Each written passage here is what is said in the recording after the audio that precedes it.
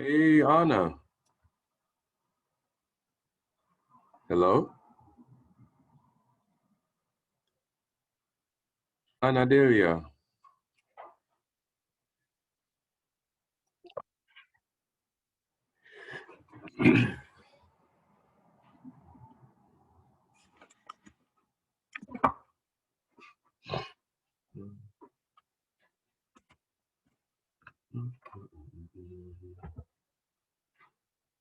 Hello.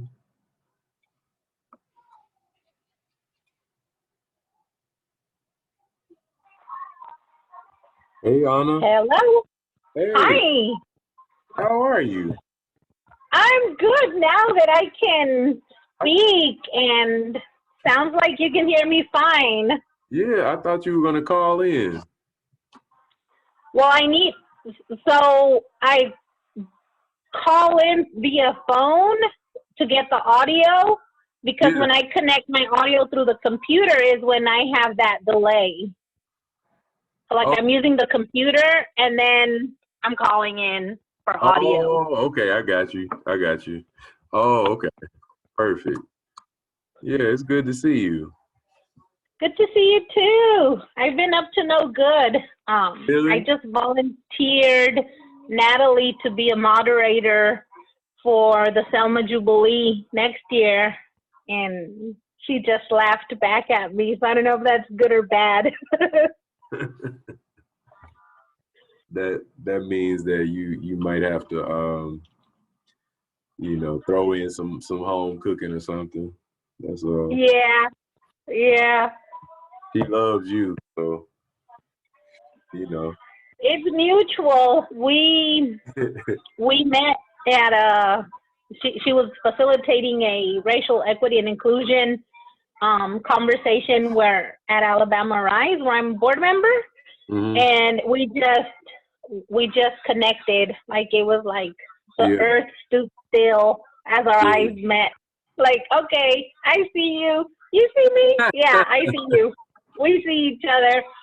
It was a tough conversation, Yeah, but it was good to be in her hands. She yeah. does awesome work. She's amazing. She's amazing. She's getting on that when you see those facilitators, they level up. Because sometimes with facilitators, you like,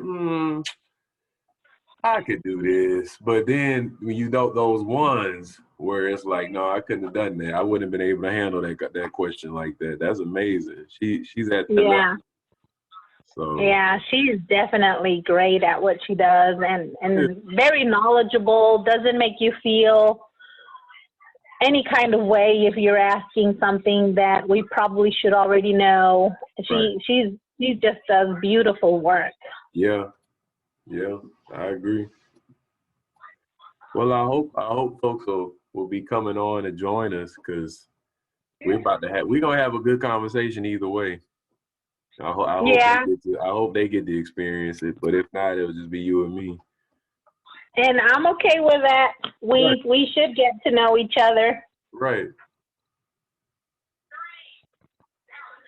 I don't I signed up for the morning ones. They just work better for me. And Yeah, and so I just don't see like at 4 o'clock people are trying to wrap up their day. It'd be yeah, like, do I want to be on this call or do I want to plan for tomorrow? that's smart. That's smart. I think when I started it, I thought there are some people that tend to be more evening oriented as far as stuff like this, and some are. But I think you're right. If it's a Thursday, it almost feels like a Diet Friday at four. Oh, oh You yeah, like, this is my pre-Friday, you know? yeah. Yeah. Are you admitting people? Like, do you have to admit them or do they just like bounce in? Oh well, usually it'll say if they need to be admitted, it'll say it in the thing. Uh, Oh, yeah, it'll say such and such is waiting in the lobby. But mm-hmm. But we can wait 2 more minutes, and then I record them so I can save it and then put it in a Dropbox, and people can watch it later. You know, if they want Yeah, to do that. yeah, that'd be great. Yeah. I was looking at what you sent, and I'm like, wow, this is a great interview. I've been interviewed many times before, but I Really? just love the thought. I just love the thought that you put into this, and it's beautiful. I love it. Thank you. I hope it honors every person I talk to think about who they are, and I feel like that's a big part of the whole thing is respecting people, and so a lot of different ways to do that. Yeah, yeah. Well, let's start. They can figure it out, and we'll have it. Oh, hold on. Here's one person.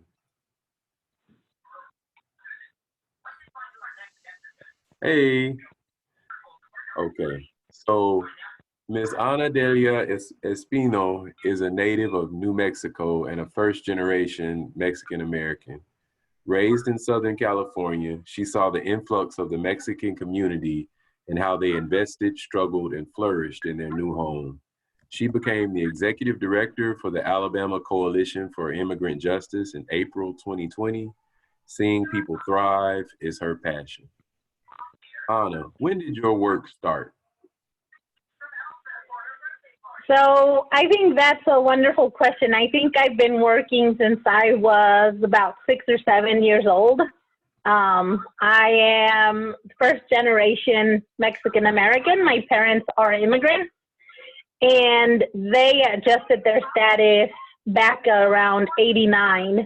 So being the only English speaker at home, I've been interpreting that for them ever since. I still do that. Hmm. And when they were doing their adjustment of status, I was about 9, 10 years old, and I was helping them with that paperwork, which now thinking back is really scary. I just didn't know any better, and I must have done a great job because they got their green card. But I think as far as advocacy and people's rights, it started in high school. We had Proposition 187 come through our legislature, and it was anti-immigrant. It was terrible. And we just started doing high school walkouts, and our high school told us, don't you dare walk out because we are Santa Ana High School and we don't do that. And we did. We did it. And it's just been advocacy one way or another. And I moved to Alabama in 2001, the first time, and I started doing advocacy for adults with intellectual disabilities. And I did that for over 10 years. And then 6 years ago, I started working at HICA and started what I consider organizing, or learned about organizing with them. Right. And then doing volunteer work with ACIJ. So it's been a long road. What's an average week like for you these days? I'm on call 24/7. I'm the executive director at ACIJ, and an average week is phone calls to base, to board, to new friends, to other people's networks, to funders and donors. But once I log off for the day, I'm also a community liaison because I am bilingual and I know how things work here in Alabama for the most part. And sometimes I have to figure it out. People who need help, like my friends or people, acquaintances, will call me if they need an application filled, if they need to call a doctor, if they need any translating or interpreting. So I'm always on, and it's beautiful work. I would never complain about it, though it can be hard. But it's a service to the community that I do for free on my off time. So people know where you live and they kind of just show up sometimes and can you solve this? Can you help me deal with that? Yeah, Well, they don't know where I live yet. I moved about 6 months ago. yeah, And so they don't know where I live now, but when they knew where I lived, people would pop up. So now they're showing up on my social media or my phone. Or somebody will say, hey, I gave your number to a friend or somebody I know that needs help. right. But once they figure out where I live, which is inevitable, and they're welcome, everybody's welcome, Yeah. I'll have people knocking on my door as well. And had you been an executive director before, or is this your first time? What's the transition been like for you to that job?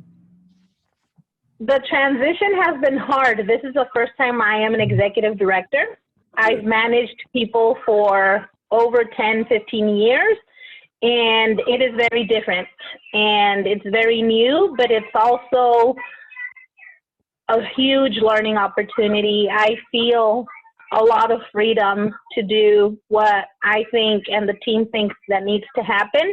And I feel privileged to hear what the base's needs are or what our community needs are. And just developing strategy around that is liberating. Hmm. So when we were talking yesterday, you kind of blew my mind with one thing you said, and I kind of wanted to set it up.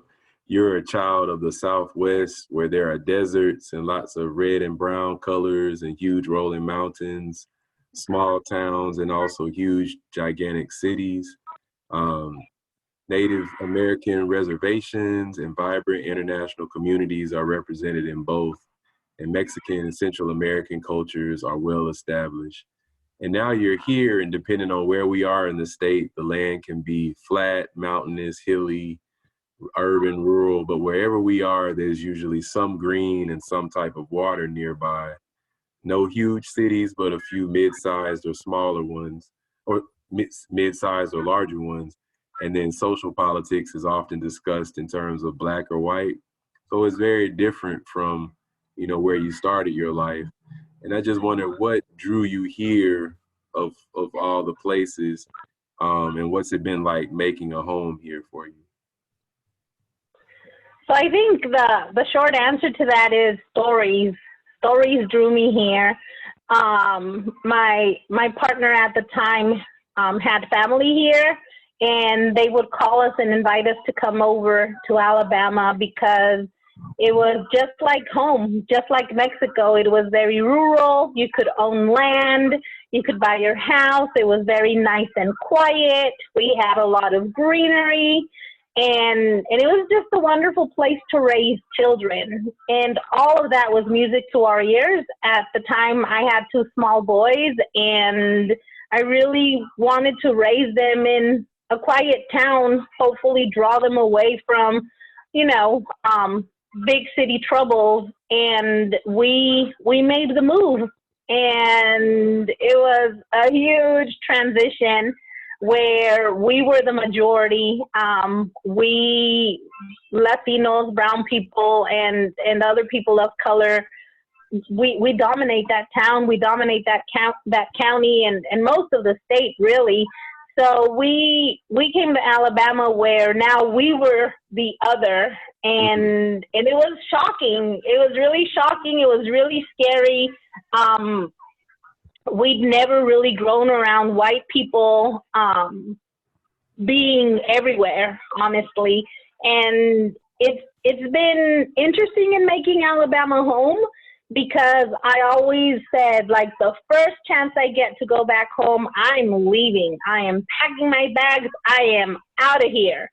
And I had the opportunity. That relationship ended, and I went back home maybe 3 or 4 times that year, and realized I was missing Alabama. Alabama was home, and Alabama is home now. And I stayed because I love my community. There's a lot of work to do here, and there's also a lot of love, but there's also a lot of growth for folks to do. And I'm sticking my feet in the ground, and I'm staying, and I'm going to be part of that change. And your story, it tracks on to some of the broader trends in the state, where in your case is national migration, but what one thing I was reading about is international migration has been sustaining population growth in the state.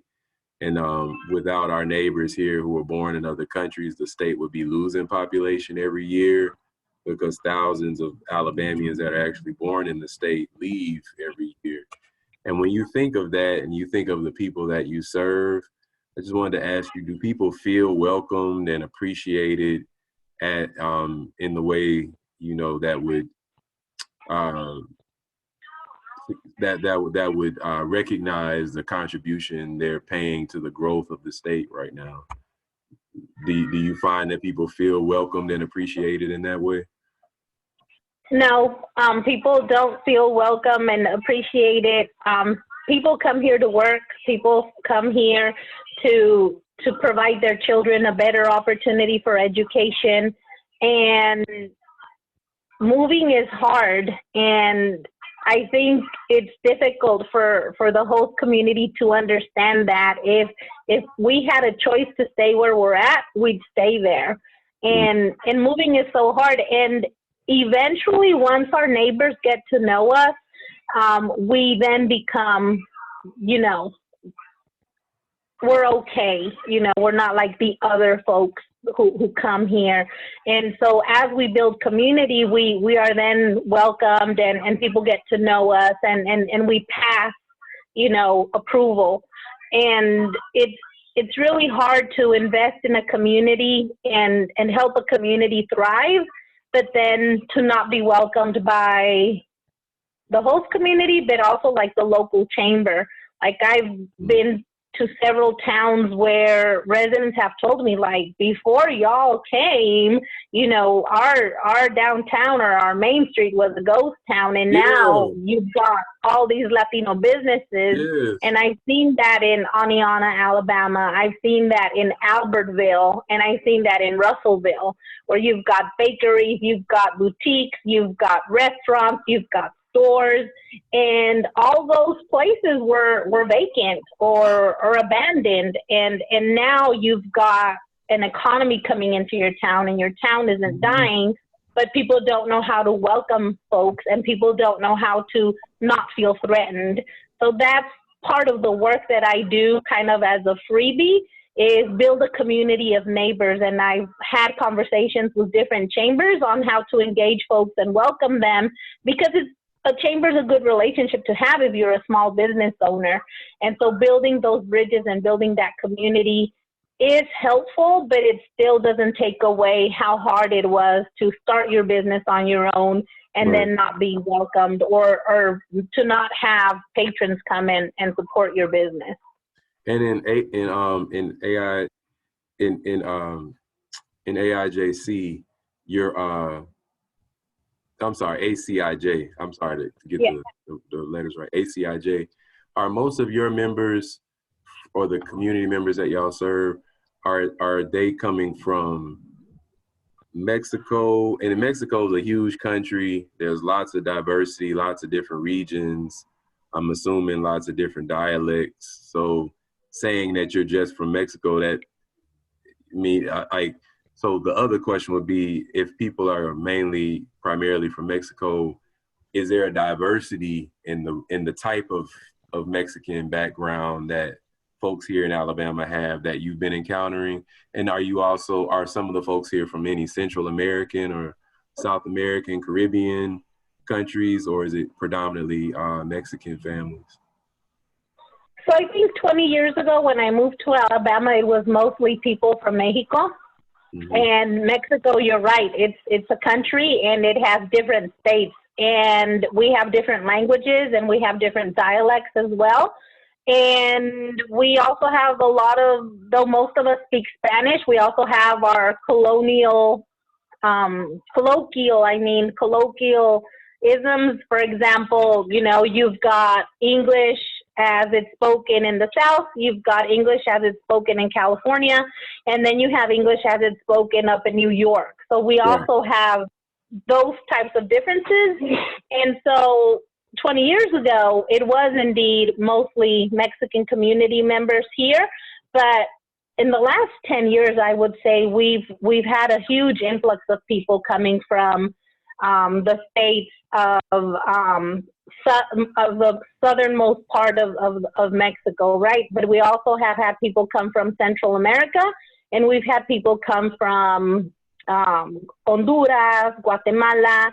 We've had a huge influx of people coming from other countries that are outside of Mexico, and we've had a huge influx of Afro Latinos come in, which is just increased in the diversity of immigrants in Alabama. So when they arrive, how have you seen people cope with this outsider status when they're, particularly for people who are establishing businesses or kind of filling in these formerly abandoned downtowns? So now they have a certain amount of power economically, I would assume. You know, how do, and then you have folks that are not business owners, but they're working, but people are all kind of going through an outsider experience. And just like with anything else, some people who are in the outside group might want to move in a quieter way to not rock the boat as much. And then some are going to have very different strategies. How do you see people, coping with it? And yeah, just what are some of your experiences with the tensions that might result in just within the community? So we do have differences in class and socioeconomic status. So that is a clear example that we see. So we also have colorism in our countries, right? And so that plays a big role. Generally speaking, our work is really made up in talking with folks and saying, like, we are immigrants and we all are here to thrive. So how can we do so collectively? How can we do so as through interdependence? And we do have folks that are in mixed status families, and the mixed status families is if a person has documentation and a person who doesn't have one. And so that also plays a role as to how I would carry my life if I were married to a U.S. citizen, whereas if I'm married to a person who's a legal permanent resident or somebody who has another type of status or no status at all. And so a lot of the work is, again, in building community, in supporting other Latino businesses, but also in remembering that we're in this together. And as tensions do rise up, because they will, especially when you have the press that's pitting the good immigrant versus the bad immigrant, we really need to remember that at the end of the day, like, it's liberation for all. Right. And so it's through a lot of dialogue, it's through a lot of community building. And the trend that I have seen is that people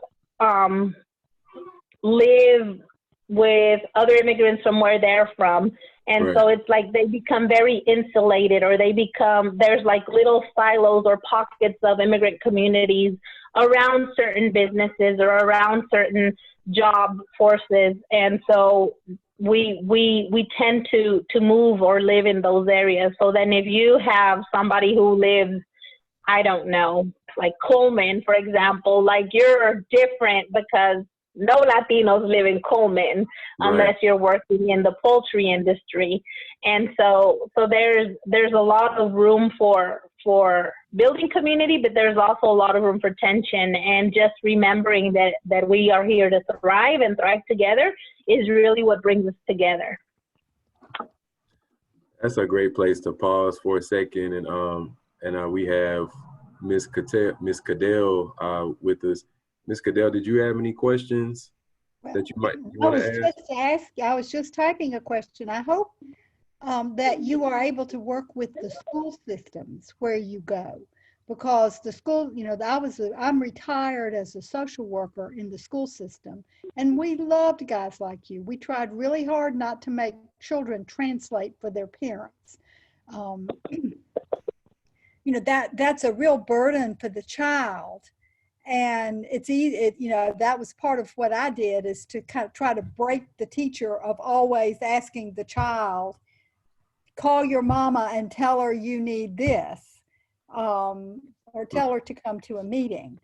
And school is the one place where they don't ask and they don't care about your citizenship status. Sometimes I know that's an issue. But many families in transition are eligible for homeless services, and I hope you're aware of that. Good. I don't mean to be preaching to the choir here, but just hearing your voice made me have a warm, fuzzy feeling, because we had a lot of wonderful interpreters that worked with us in the school system. Thank you, thank you. And I learned about that when I was in high school myself. I had a cousin who had just come from Mexico with their family, and they had moved houses like 3 times during the school year. And I was still translating for the school at the time as a student for my cousin. And that's how I learned about those services. There's services for migrants, there's services they can qualify for homeless vouchers and so many things. And I learned about it then. And I appreciate you saying that, because when I was working at HICA, where there's a college access program, Yeah. we did a lot of education with ESL teachers about, college opportunities for students who have DACA, which is a Deferred Action for Childhood Arrivals. That's very close to not having a status. In Alabama, for example, students who have DACA don't qualify for financial aid. So at the time, a lot of counselors were telling the students that they didn't have any other choice but either don't go to college or go to school in another state like California. So we did a lot of education with that. And teachers are our allies, they're our friends. Some of them are co-conspirators, which I'll talk about that in a little bit more. But I'm grateful that you've done this work, and I appreciate you. Well, I look forward to hearing about issues that, and I know it's a broad overgeneralization, but what issues are you seeing that are going to be important to your community in the upcoming legislative session? So we are doing a lot of research on that. During the last session, we had SB 107 and SB 108, and they are what we consider to be anti-immigrant. One of them pretty much says that if you have at least one employee, you need to do E-Verify, and that's counterproductive for small businesses. If you've never done E-Verify, it's difficult to navigate. If English isn't your first language. It creates a record also. If yes. somebody, there's a lot of suspicion around all of that because you have a record. And then if you lie, they find you out. And guess where you go? Oh. Exactly. So we think that's going to come again. It made its ways and was progressing, and then COVID hit and they prioritized elsewhere. But then we also have legislation where officers who don't collaborate with ICE would be fined or charged with a misdemeanor, I believe. Oh, no. And so that's kind of like a double-edged sword, because if you're a police officer and you're an ally and the person doesn't give you reasonable suspicion, somebody could say that you didn't do your job, and I think it's just a mess, other than a terrible thing to ask the police to do the work of ICE. And so we're hoping that we don't have anything else come through like that, but we're keeping our eyes open. But are there things that you are working to pass? Any like the untaxed groceries or anything that benefits low-income people? I know would benefit your community, but I didn't know whether there was anything else that you were advocating in favor of. Oh, yes. So we definitely approve and support the untaxed groceries. We definitely support anything against and please excuse my language, loan sharks, Yeah, you know, those payday lending loan. places. Yes, payday loans. Some of the earth. And yes, and we definitely want to support Alabama Rise with their Medicaid expansion Medicaid work. expansion. Yeah. Absolutely. And so we are proud members of Alabama Arise. I serve on their board. So all of their issues is something that we work on as well at ACIJ. Good. Yeah. Robin Hyden told me to call you a while back, and I didn't. So it's good to see your face. Good to see you too. Don't be a stranger.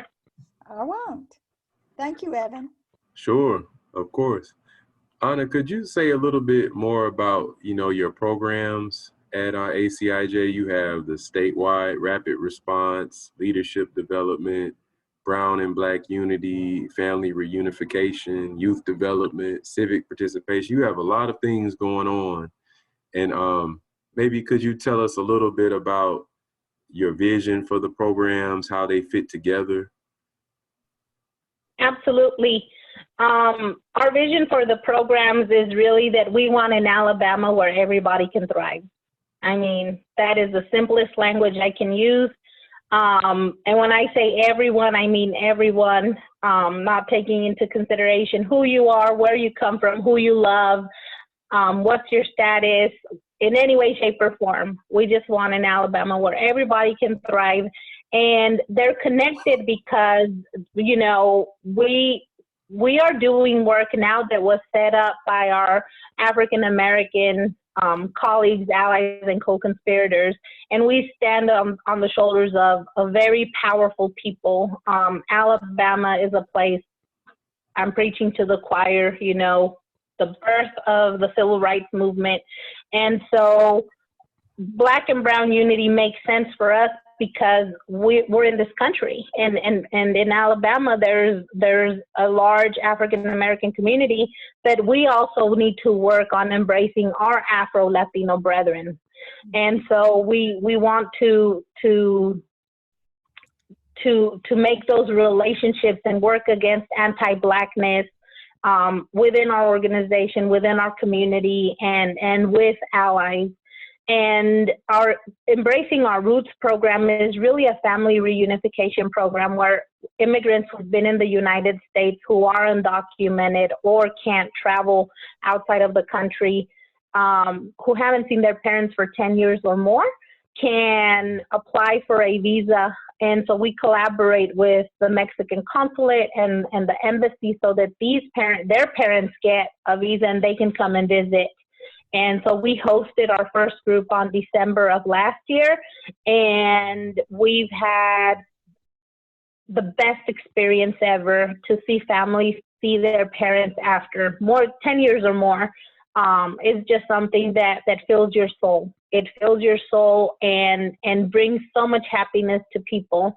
Unfortunately, we had a parent who came on last year and passed away in September, but we received a very sweet note from their family saying that they are forever grateful to ACIJ for being able to let them see their loved ones before their passing. So that alone, if the program were to end, that alone is really I don't know what you run had to towards do it. to get that program. That is amazing. You're bringing in people, foreign nationals, to visit their undocumented relatives in America. My hat is off to you, girl. That's amazing. Thank you. All the credit goes to our community. This work was actually started by our base, our grassroots leaders. Most of them are directly affected. And so it's an opportunity that the Mexican and American embassies have brought on. It's been going on for years, and we just learned about it last year. So we have taken advantage of a program that's been around for years. People just didn't know about it.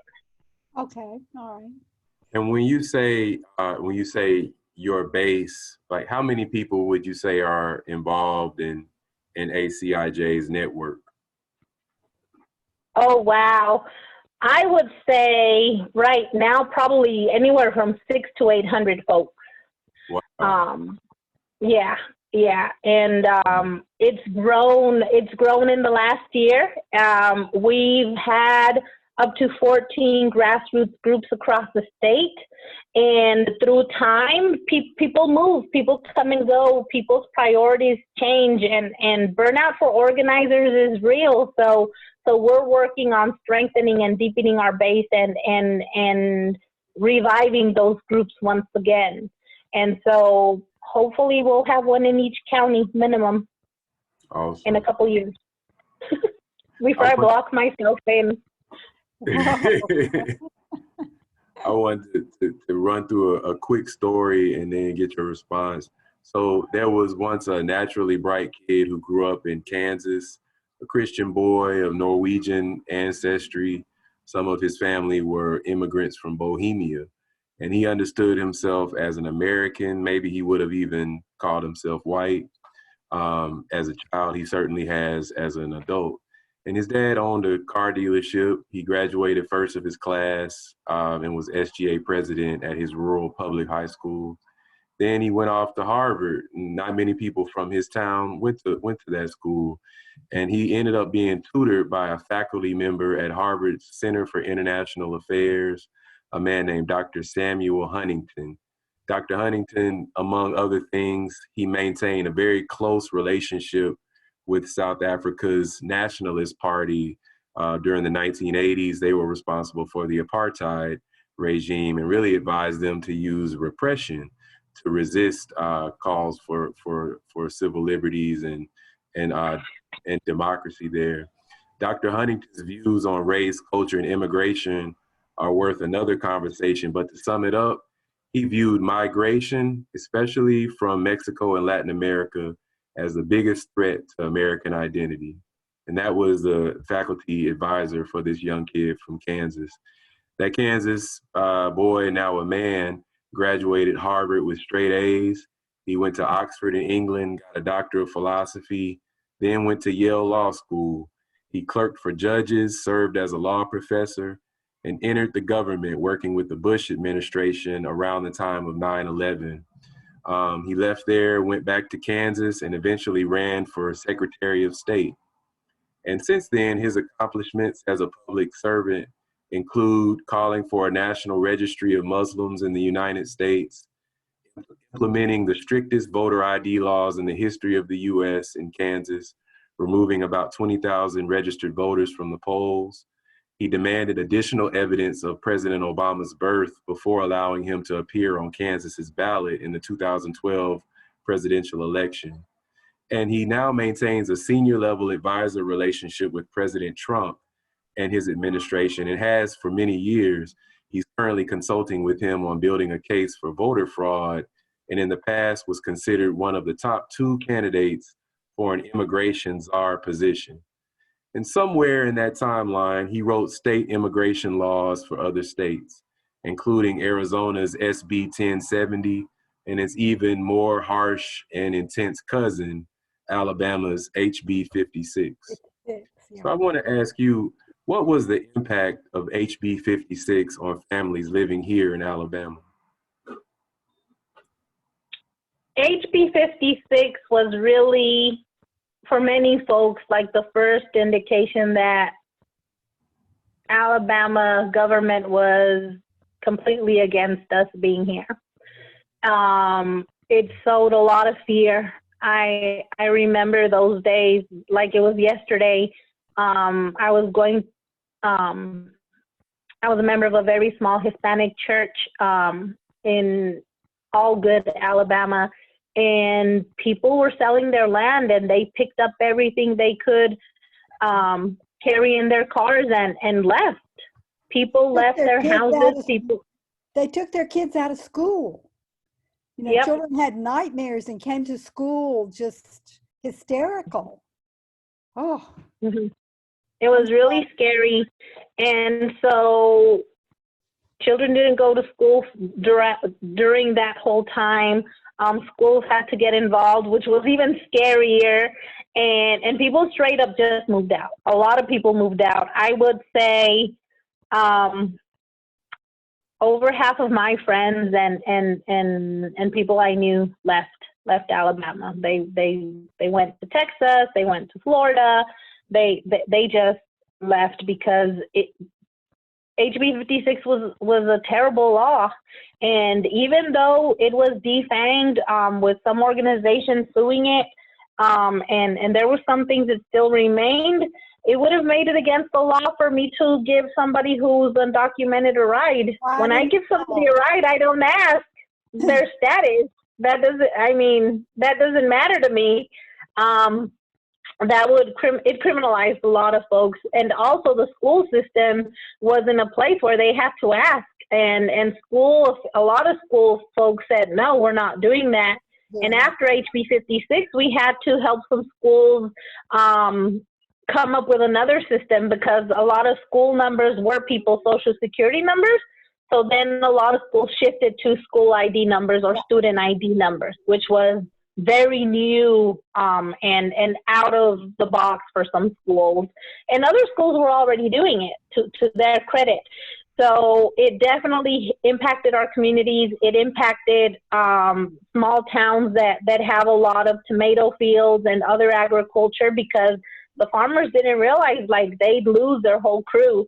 So it was terrible for crops. It was terrible for our economy, and it was terrible for our community. And a lot of people really never recovered and lost their businesses. Yeah, it was terrible. I remember writing letters and working also in the school context, telling administrators, no, you don't have to do this. Mm-hmm. Well, when you think about that boy in Kansas, and you think about the children that you watched having nightmares, some people are really concerned about how do we stop young white boys and girls from becoming white nationalists as adults. And they want to kind of focus on interrupting the influence of white nationalism on white children in this country. And some people are like, we need to be focusing on emotionally nurturing brown, Black, indigenous, Asian children to be able to survive in this very hostile country. How do people who are interested in a more humane American society balance both of those? It seems like there's a shared interest in doing both, but there's only so many hours in the day. And should people balance them? What do you think of that? How do you care for that child in Kansas on one hand, and then that child in Alabama who's growing up fearing laws that the maybe the uncle of the child in Kansas is advocating? So I think both are very traumatic. I think both steal away from people's lives. And I also think that a partial solution to that is building community with each other. I think if that little boy in Kansas had relationships, deep, meaningful relationships with immigrants or people of color, their life would probably been a little different. And I think with children, especially children, and something I see in Alabama is that some educators, not all, but some educators or some classmates are politicizing brown children. So you see brown children who start sharing the values that go against our best interest. So I think as adults and as family members, I think it is our job and it's our obligation to build community with diverse folks, right?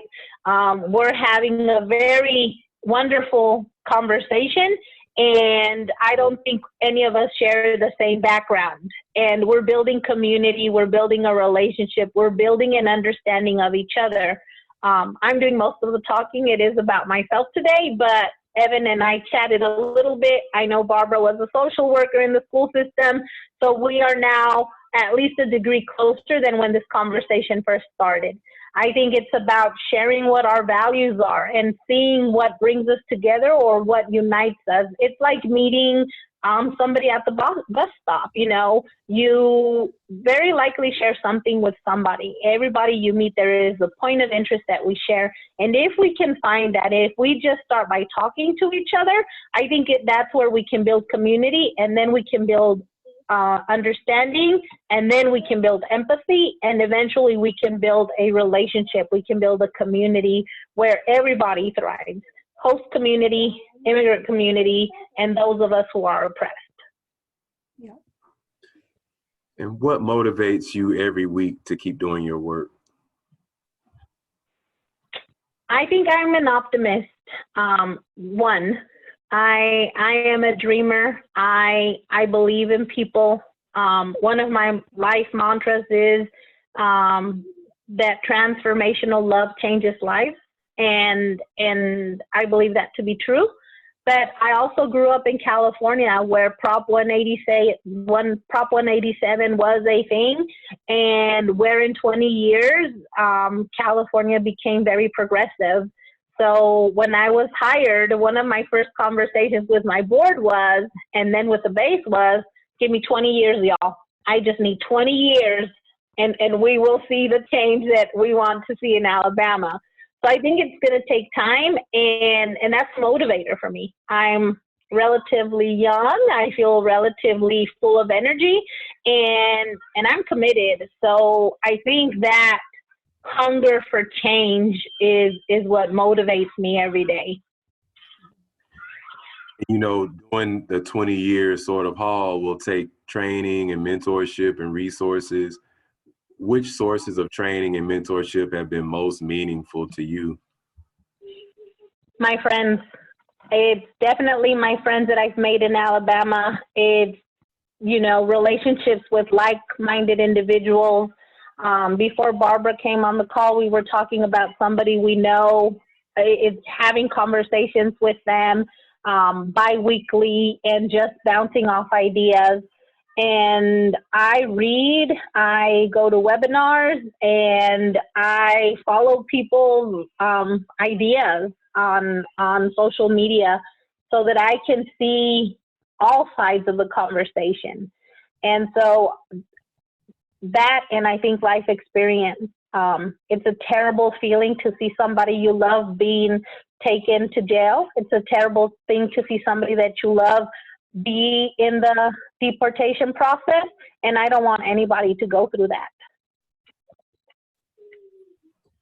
Who in your field is most inspiring to you when you think about, you know, specific work that you're doing, and you look around the country or even here in Alabama? Who are some of the colleagues and organizations that are keeping you motivated, keeping you sharp, giving you some best practices that you can think, hey, I want to do that, or that was beautiful, I want to try that? The Campesino movement, Dolores Huerta, Cesar Chavez, they are old school people. EDs like Scott Douglas, who's been there, done that, and continues to learn and grow. He's always been a friend and an ally to the coalition. Young directors like Robin, like Jatan, Evan, you're about to make the list as I get to know you. It's, you know, visionaries. It's people that are in it for liberation, and not just like our own group's liberation, but our collective liberation. And that's really inspiring. One of my first group of folks that were giving me inspiration for the work were grassroots leadership development alumni, something that was part of the Alabama Organizing Project. And to see people that would say, like, I'm just a teacher, or I'm just, you know, a nosy lady that just wants to help, get voted into the school board, or get really, really loud and generate policy change, there's nothing better than that.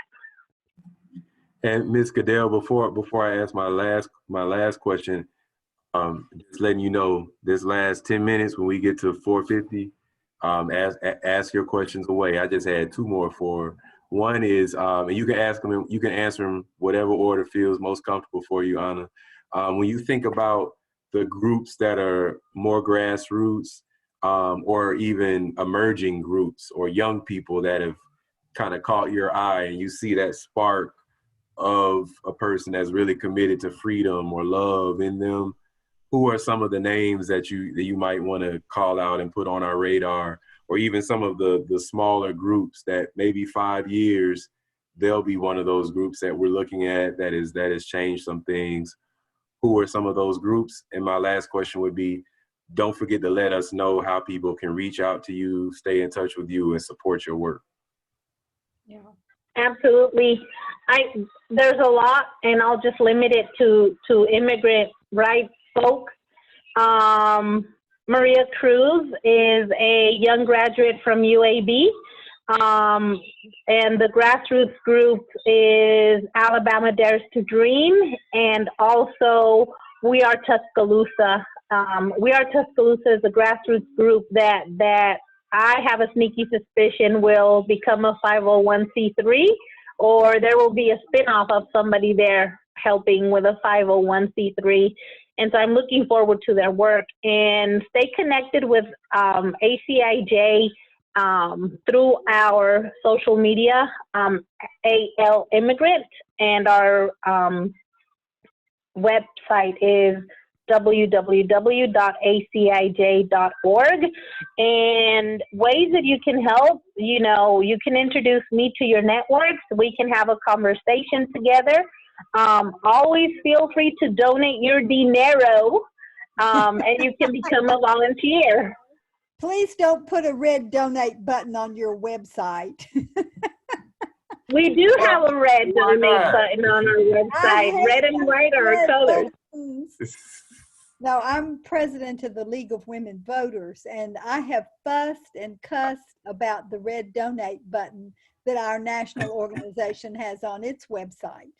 So when they see me coming, they say, "Oh God, she's going to fuss about that damn red button." You wanted to be blue? You wanted to be purple? What you want? You want to be green, or you don't want a button? I want it to be at the bottom of the page. Oh, okay. I'm happy to donate dinero. I just don't make it the object of the exercise. I understand. I understand. Have a conversation before you come over and ask me for what you want. Out. Yeah. And our website has one too. I mean, they don't listen to me. Right. So I hope Anna has better luck with her board. Maybe they listen to her. I'll give it a try because it's a big red button. I'm sure it's not up there for nothing. You said Twitter is at AL Immigrant. That's your Twitter or your Instagram? Yeah. Okay. They're all AL Immigrant. Okay. Ms. Cadell, you have any closing comments or questions for Anna? Anna, thank you for taking the time. This has been amazingly wonderful. Thank you for the work you do. I'm glad to meet you. I've heard your name. So it's very interesting to me. We will be reaching out to you because we're going to be doing some legislative stuff. Some of ours is around voting rights, but we're also members of Arise, and we'll be working on the untaxing groceries and the anti-payday loans. And we're good for a letter or two about things that are anti-immigrant. Beautiful. We have studied immigration policy and realized that what we've got going on here is broken 6 ways from Sunday, and have made suggestions that nobody listens to about how we could improve it. Mm-hmm. All right. Well, I look forward to having a virtual coffee with you, Barbara, and please. Yeah, a grown-up conversation. We're old and we've been staying at home, so talk too much. Yeah.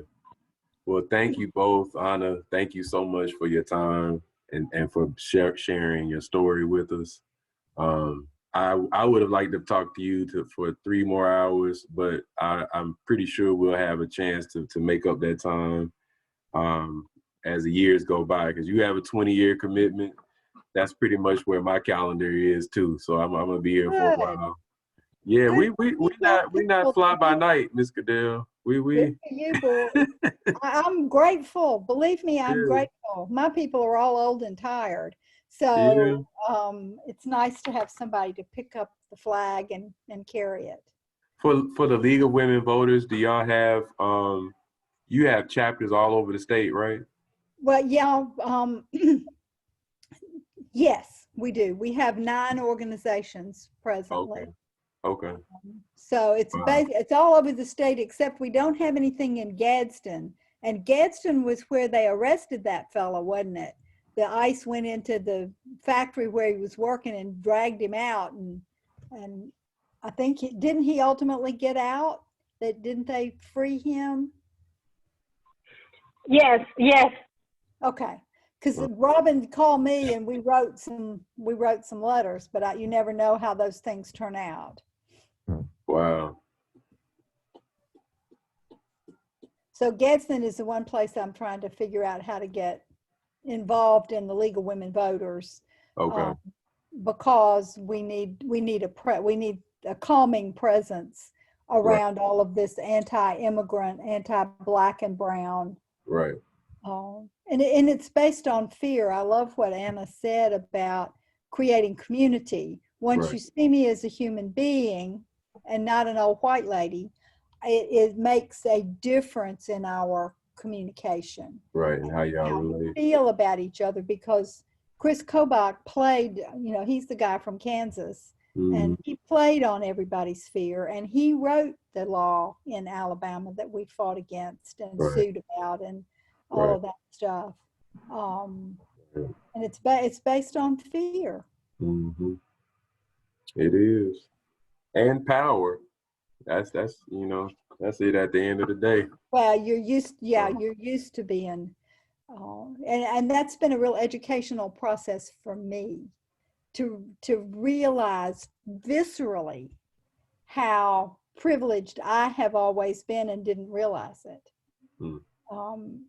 You know, the circumstances of my life were very different from y'all's, and it's made, all of this has been extremely uncomfortable for me, but it's been very, very powerful and something I wouldn't have missed. Mm-hmm. Mm-hmm. But we're gonna have to do And one. Oh, go ahead, Anna. What'd you say? I was just going to say, and I think that's the difference between an ally and a co-conspirator.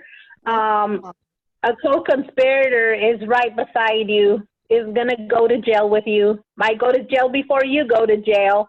And that's the ask I have. I welcome allies. I love allies, but I want you to take a step closer to the target and be a co-conspirator where we're together. Like, you listen to my voice and you hear what my community needs from me and my community, and you're there conspiring with us to You are a troublemaker. Oh my goodness. Good trouble. Did you know Good you trouble. bring a troublemaker? Oh Good my trouble. gosh. Let's get in some good trouble. There you go.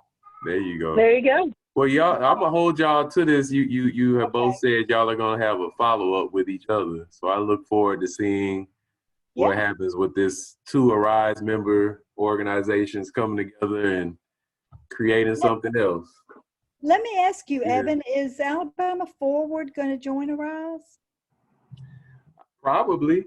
I mean, it'll be like joining. It'll kind of be like it'll be like a child having his mother almost. Like Well, I didn't know so, what the organizational relationships were. yeah.